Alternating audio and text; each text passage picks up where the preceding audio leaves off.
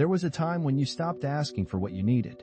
You began lowering your voice, stepping aside, holding back, not because you wanted to, but because it felt safer that way. People praised you for being easy. They called you mature, thoughtful, humble, and you believed them.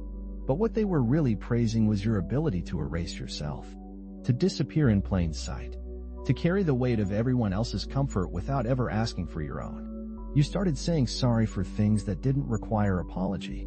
Sorry for interrupting. Sorry for taking up space. Sorry for needing clarity, for speaking too long, for being tired.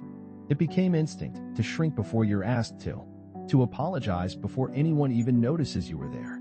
And they kept calling it humility. But it wasn't. It was fear. It was survival.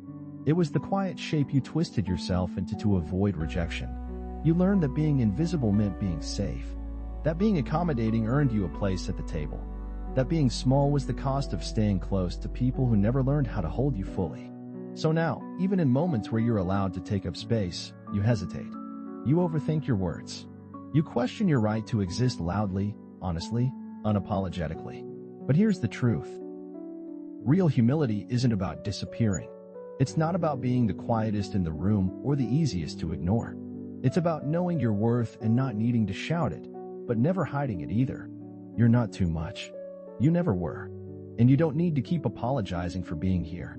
You're allowed to take up space. You're allowed to speak without shrinking.